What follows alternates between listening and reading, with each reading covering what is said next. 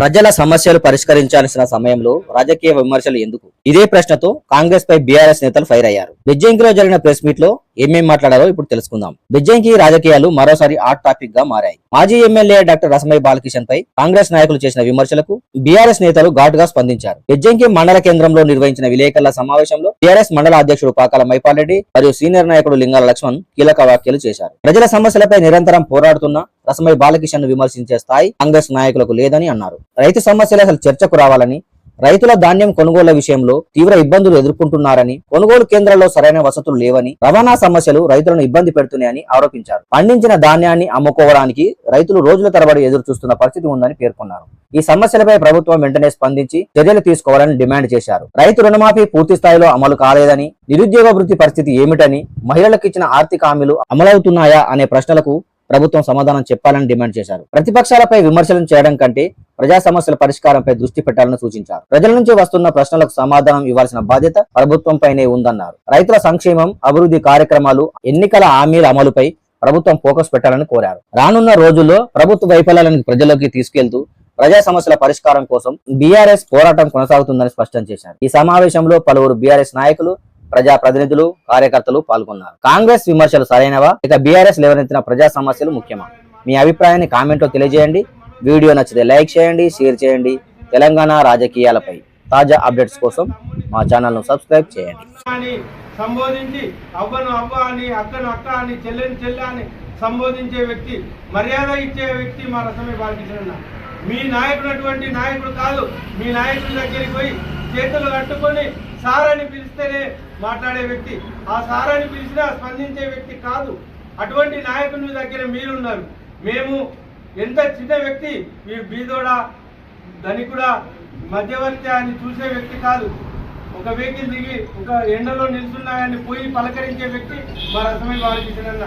ఇటువంటి వ్యక్తిని పట్టుకొని అహంకారం అని చెప్తున్నారు. అహంకారం అనేది మా రసమై బాలకిషన్ ఎంత ఆప్యాయత ఉన్నారో పబ్లిక్ తెలుసు. ఎంతమంది ఏ విధంగా మాట్లాడుతున్నారో పబ్లిక్ తెలుసు.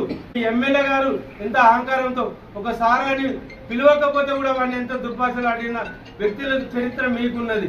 కానీ మా నాయకునికి అటువంటి లక్షణాలు లేవు. ఇంకా ముఖ్యంగా ప్రజా తీర్పు అనేది ఎవరైనా మనము సహజంగా రాజకీయ నాయకులు ఉన్నామంటే ఓటమి గెలుపు సమాన భాగాలుగా తీసుకోవాలి. గత ప్రభుత్వంలో మేము ఎన్నో అనేకమైనటువంటి అభివృద్ధులు చేసినాము. ఈ రోజు పంట ఎక్కువ పండడానికి కూడా కేసీఆర్ చేసినటువంటి హరీష్ అన్న మన బెజ్జంకి మండలం పట్ల ఉన్నటువంటి ప్రేమాభిమానంతో అంతగిరి ప్రాజెక్టు నుండి కాలువ ద్వారా నీళ్ళు వచ్చడం వల్లనే అధిక పంట పండింది. ఒక రైతు 3 పంటలు వేస్తుంది. పొద్దుతిరుగుడు పండించిండు, మొక్కలు పండించిండు, ప్లస్ వడ్లు పండించిండు. అధికమైనటువంటి పంటలు కేసీఆర్ పుణ్యాలు మనకు ఈ నీళ్లు వచ్చడం వల్లనే, గ్రౌండ్ లెవెల్ పెరగడం వల్లనే మనకు వచ్చింది. ఇటువంటి పంటలు పండించినటువంటి ఘనత కూడా కేసీఆర్ గారిదే. ఎందుకు 60 కిలోమీటర్ల దూరం దొక్కిరని మీరు 3 సార్లు పోటీ చేసినప్పుడు కూడా మీరు ఎక్కడికో వేయండు. డిపాజిట్ రాని రోజులు కూడా ఉన్నాయి. మరి 60 కిలోమీటర్లు దొరికి దేని కొరకు? కళ్యాణ లక్ష్మి ఇచ్చినందుక, లేకపోతే మన రైతు బంధువు ఇచ్చినందుక, రైతు బీమా ఇచ్చినందుక, తెల్లార వరకే ఇంటికి పోయి కళ్యాణ లక్ష్మితో పాటు చీర పెట్టి సారబెట్టి సహోదరుని గౌరవించినందుక, ఎన్నో అభివృద్ధి కార్యక్రమాలు చేసిండ్రు. పింఛన్ ఇచ్చిండ్రు. సభలటువంటి అభివృద్ధితో పాటు అనేక రకమైనటువంటి అభివృద్ధి పనులు చేసినాం. గత 10 సంవత్సరాల్లో ఎంత అభివృద్ధి అయింది. బెజ్జంకి ఎటువంటి ముఖ చిత్రం చేంజ్ అయిందో ఇప్పుడు 2 సంవత్సరాల నాల కరెక్ట్ అయింది. ఏ ఒక్క అభివృద్ధి పనులు చేసిరు?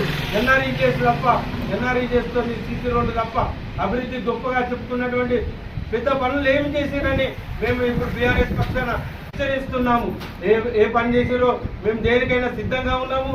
మళ్ళొకసారి కూడా మా రసమై బాలకిషన్ గారిని ఏమైనా మాటలు మాట్లాడినట్లయితే ఖబర్దార్ చెప్తున్నాము.